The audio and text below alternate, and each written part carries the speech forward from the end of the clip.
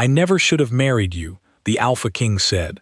She smiled, took off her ring, and walked away. The throne room smelled like beeswax and old blood. Kalen Voss sat the way kings sit when they want the room to remember who's in it. Spine straight, jaw set, one hand curled over the armrest like he was strangling it slow. Elira stood below the dais. Not kneeling, never kneeling, not since the wedding night, not since the first time he'd looked at her like she was a debt he hadn't agreed to. "I never should have married you," he said. The words landed the way stones land in still water. Everyone in the room felt the ripple. No one moved. Elira looked at her hands. There was a hangnail on her thumb. She'd noticed it that morning, brushing her teeth, and now here it was again, demanding her full attention while a king dismantled 3 years of her life in front of the entire court. "Funny, the things a body decides matter," she smiled. It wasn't the smile from the wedding. That one had been real, stupid, unguarded, the smile of a girl who didn't yet know that Alpha meant first to leave the room when it got hard. This smile was different, smaller, load-bearing. "Say that again," she said. "You heard me." "I did." She turned the ring on her finger once, twice. "I just wanted to hear it twice. Some things you have to hear twice before they're real." 3 years ago, he'd pressed his forehead to hers in a moon-drenched field and called her his tether. Now he sat on a chair carved from his father's bones, the old king's, not literally, though with this family you checked, and told her the marriage was a mistake in front of 40 witnesses and a wolf named Grath who'd never liked her anyway. Somewhere behind her sternum, something old and familiar cracked open. 5 years old again. Standing in a doorway, hearing her mother's voice through the wall. "I never should have." Same words, different mouth. Same doorway, in a way, if doorways could be decades apart. She didn't let it show. Anger came instead, quick and clean, a blade she knew the weight of. Not rage. Rage was loud, and this was quiet. This was relief. Anger as an old friend showing up right on time, right when the other feeling got too big for the room. "Well," she said, "good thing I never should have stayed." She worked the ring loose. It stuck, the way it always had past the knuckle. 3 years and it never once slid off easy, and she'd taken that as a sign, back when she still read signs as promises instead of warnings. It came off now. She set it on the marble step below the throne. Didn't throw it. Didn't make a scene of the setting down. Just placed it there like returning a book to a library. Something borrowed, due back. No late fee because she'd paid enough already. "Elira, you already said the true thing." She was already turning. "I'm not going to make you say a second one." The doors were tall enough to swallow a person whole, and she walked through them like she'd been rehearsing the walk her whole life without knowing it. Grath said something behind her. She didn't catch it and didn't ask. Outside, the air was sharp enough to taste. She stood on the palace steps a moment, flexing the hand that had worn the ring, feeling the strange lightness of a finger with nothing left to prove. She did not cry. That would come later, in private, over something unrelated, a spilled cup, a wrong turn, some small stupid thing that would give the real grief a place to hide. Not here, not for him, not on his marble, under his roof, in front of his wolf. Here, she just walked, and didn't look back, not because she was strong, exactly, but because looking back had never once changed what was behind her, and she was done pretending it might. Isco, expand K-Row, without heading 1,000 words, my in simple English words. Write full story in simple document. It should be interesting, and this story should be engaging, so the audience doesn't get bored. Also keep the wording simple and natural tone. Also make the script human-centric, and don't give feel of AI-generated. Also don't create violated content which can affect YouTube policy. Also don't use names like Marcus, Sarah, Emma, Jamal, etc. Architected lengthy narrative with natural voice and accessible language. Architected lengthy narrative with natural voice and accessible language. Elira grew up in a small town where everyone knew everyone else's business before it even became business. Her mother ran a little flower shop on the corner of Main Street, and her father drove a delivery truck that took him away for days at a time. It was not a rich family, but it was a family that laughed a lot, even when things were hard. When Elira was young, she used to sit behind the counter of her mother's shop and watch people come in to buy flowers for all kinds of reasons. Some came for weddings, some came for funerals, some came because they had done something wrong and needed a way to say sorry without using words. She learned early that flowers were never just flowers. They were apologies, promises, and sometimes goodbyes, all wrapped up in paper and ribbon. Her mother used to tell her something she never forgot. She said that people show you who they are long before they say it out loud. You just have to watch closely enough. Elira carried that lesson with her for the rest of her life, even when she forgot to use it. She met Kaylin when she was 23 years old, at a friend's wedding in a town 2 hours away from where she grew up. He was tall, the kind of tall that made people stand up a little straighter around him, and he had a way of looking at a room like he was already deciding what needed to be fixed in it. He was not loud. He did not need to be. People just seemed to quiet down when he walked in. Elira was standing near the dessert table, not because she loved cake more than anyone else, but because it gave her something to do with her hands at a party full of strangers. Kaylin walked up beside her and picked up a small plate, and instead of saying something clever or rehearsed, he simply said the cake looked like it was going to disappoint everyone. She laughed before she could stop herself. They talked for almost 2 hours that night. He told her about his family's business, something involving construction and land, though he was vague about the details in a way she didn't think much about at the time. She told him about the flower shop, about her mother's sayings, about the little town she came from. He listened like her stories actually mattered to him, and that was something no one had ever really done before. By the end of the night, he asked for her number in a way that felt old-fashioned, almost formal, like he was asking permission for something bigger than a phone call. She gave it to him. She did not expect to hear from him again. Men like that, she thought, always had somewhere more important to be. He called her 3 days later. That call turned into a dinner. That dinner turned into a weekend trip to the coast. Within 4 months, Kaylin was driving 2 hours every single weekend just to sit in her mother's shop and help her sweep up flower petals from the floor. Her mother liked him immediately, which surprised Elira, because her mother did not like most people right away. He proposed on a hill overlooking the ocean, on a night when the wind was so strong that Elira's hair kept whipping into her face, and she could barely hear what he was saying over the sound of the waves. She said yes, before he even finished the sentence. He laughed and told her she was supposed to let him finish. She told him some things did not need finishing. The wedding was small, held in a garden behind his family's estate, the kind of place that made Elira feel like she had wandered into a movie set instead of her own life. She wore her mother's veil. Kaylin wore a suit that must have cost more than her father made in 3 months, though he never once made her feel small about the difference between where she came from and where he did. That night, standing under string lights with her new husband's arms around her, Elira thought she had found the one soft place in the world that would always hold her. She did not know yet that soft places can turn hard without warning, the way water turns to ice when the temperature drops just enough and no one tells you it happened. The first year of marriage was, by most measures, a good one. Kaylin worked long hours, but he always came home.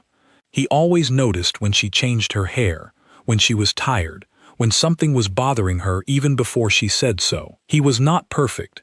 He had a temper that showed itself in small ways. A clenched jaw here, a sharp word there, but nothing that made her afraid. She told herself every marriage had its rough edges. She told herself this was normal. It was in the second year that things started to shift, slowly, the way a house settles so quietly you don't notice the cracks until you're standing in a doorway that no longer closes right. Kaylin's business grew larger. He started traveling more.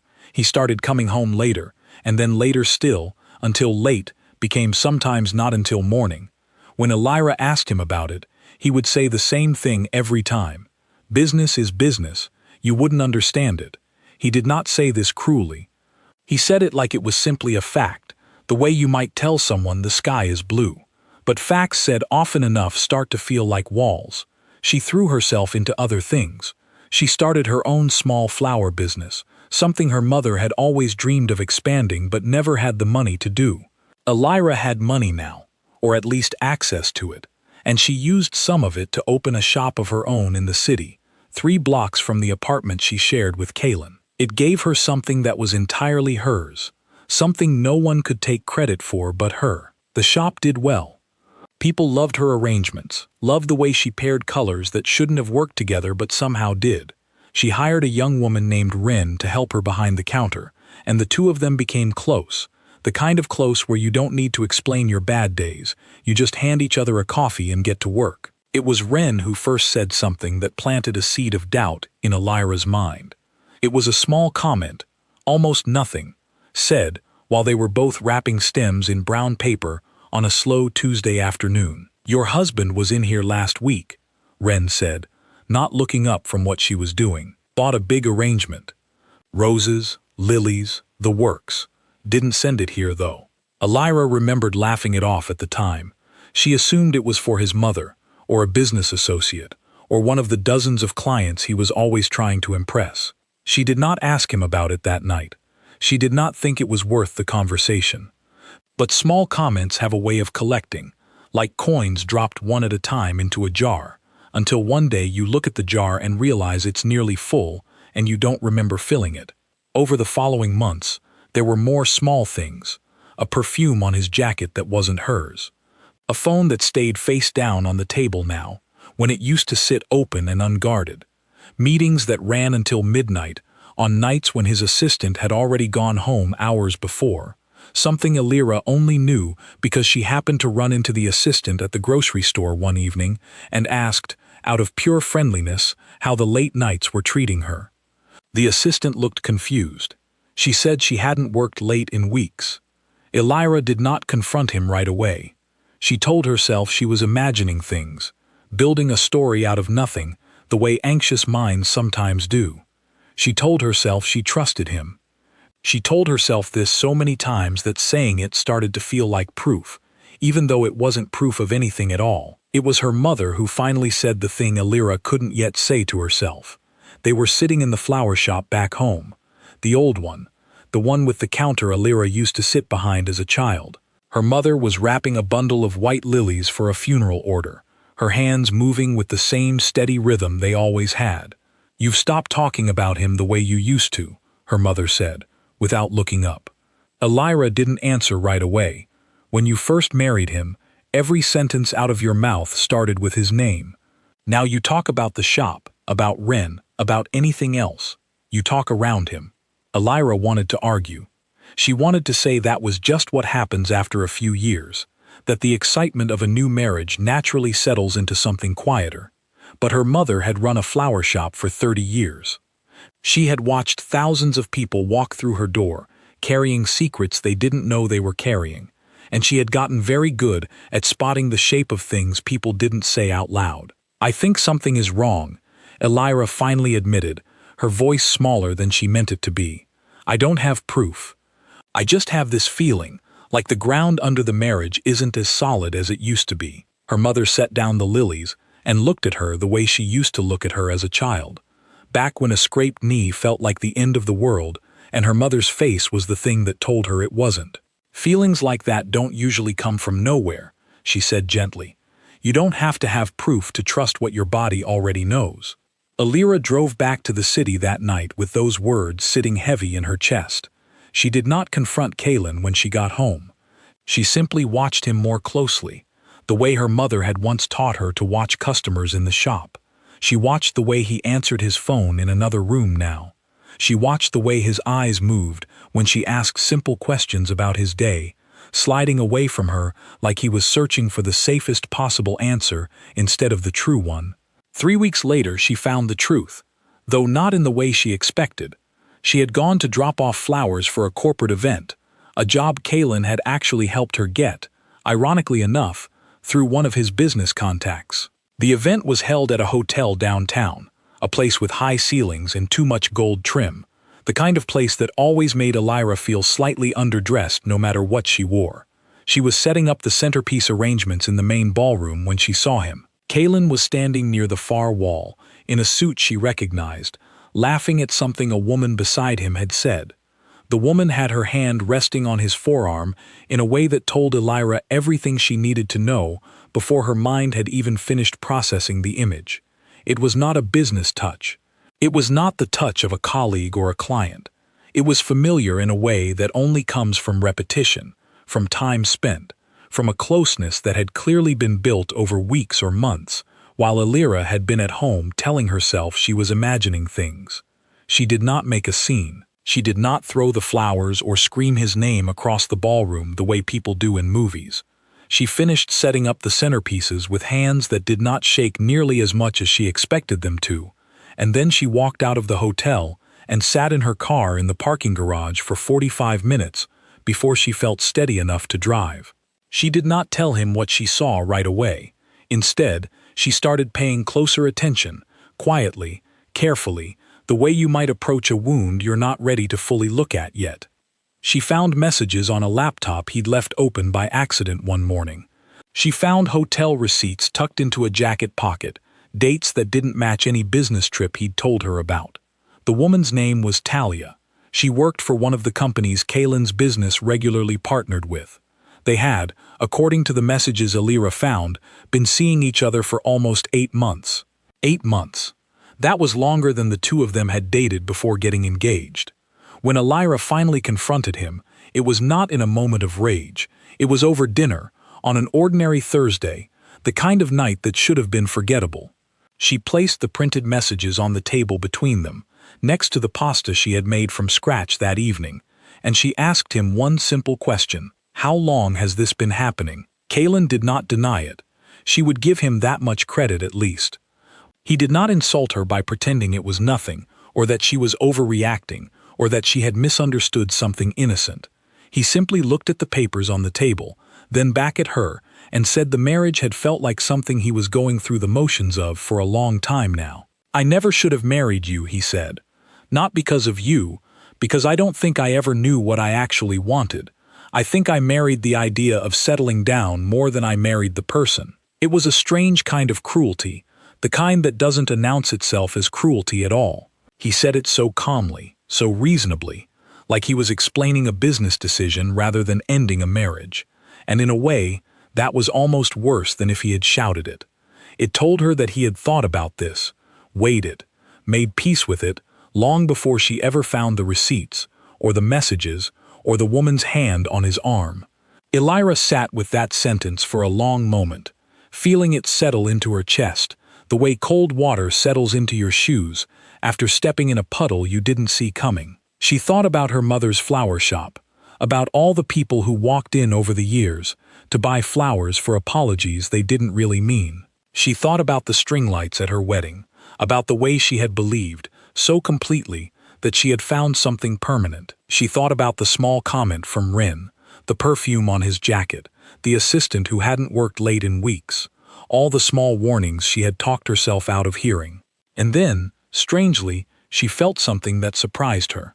Not devastation, not the collapse she expected. Relief. It was the same kind of relief you feel when you finally set down something heavy you've been carrying for miles without realizing how much it was wearing you down. The truth, even an ugly truth, was lighter than the doubt had been. "Thank you for finally saying it out loud," she said quietly. Kaylin looked confused, like he had expected tears, or anger, or begging. He got none of those things. "I'm not going to fight you on this," Elira continued. "I'm not going to beg you to stay, and I'm not going to pretend this is something we can fix over a few counseling sessions and an apology bouquet. You made your choice a long time before tonight. Tonight is just the first time you've been honest about it." She stood up from the table, and for a moment neither of them said anything.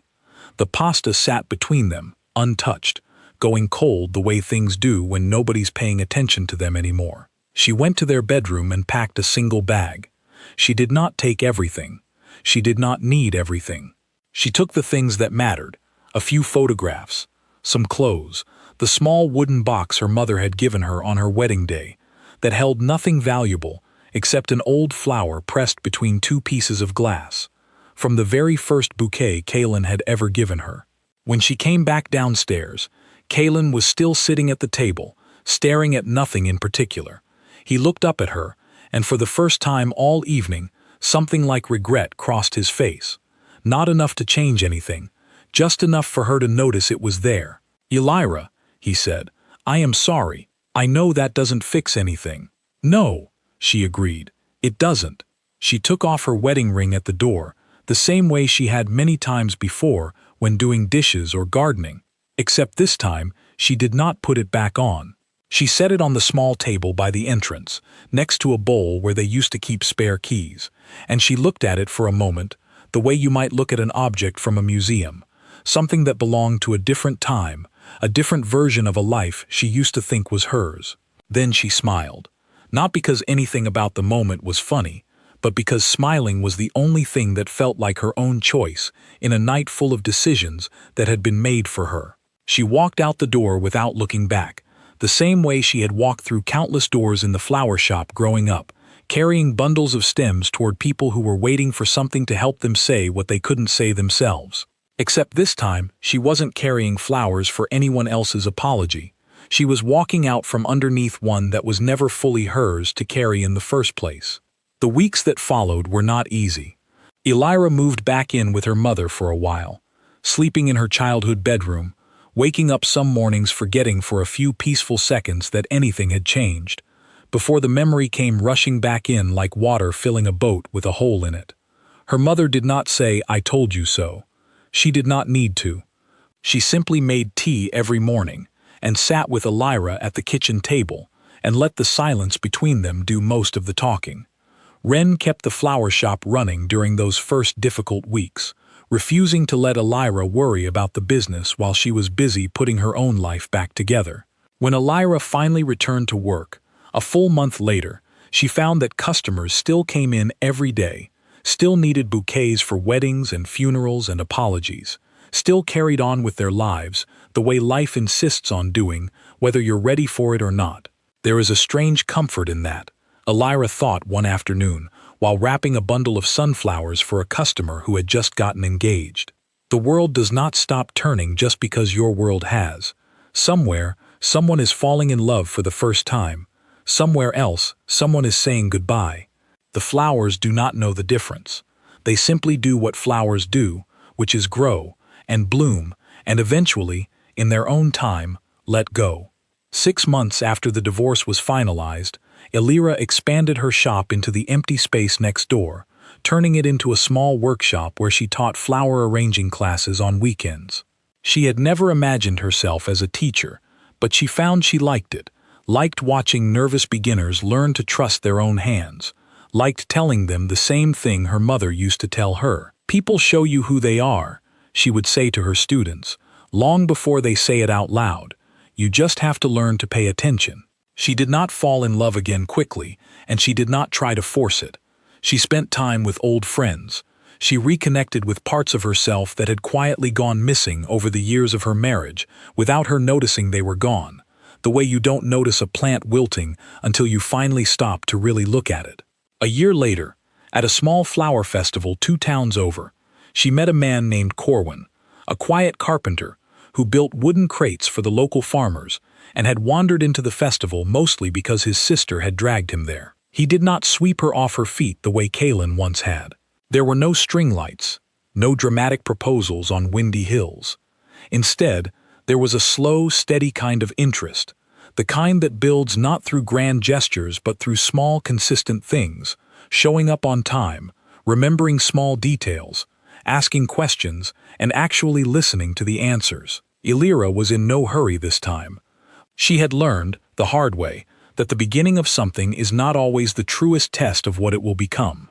She watched, carefully, the way her mother had taught her, and what she saw over the following months was someone whose actions matched his words, again and again, in ways that never seemed to run out. She did not know yet whether this new relationship would last a lifetime, or a few years, or simply a season, but she had learned something important from everything that came before, something she now tried to pass along to every nervous bride and hopeful young couple who walked into her shop looking for the perfect bouquet. Love is not proven in the beginning, when everything is easy and new. It is proven in the small, ordinary days, the ones nobody writes songs about, the ones where the truth of a person quietly shows itself, one small moment at a time, for anyone patient enough and brave enough to actually pay attention. Elira kept the small wooden box from her mother on her nightstand for years afterward, the one holding the pressed flower from her very first bouquet. She never got rid of it, not out of longing for what she had lost, but as a reminder of the lesson that came out of it. Some doors close so that better ones have room to open. Some rings come off so that hands are finally free to build something new. And every single day, in the quiet hours before the shop opened, Elira would stand behind the same kind of counter her mother once stood behind, wrapping stems in brown paper, watching the morning light come through the windows, and thinking that maybe, just maybe, walking away had been the bravest and most honest thing she had ever done for herself.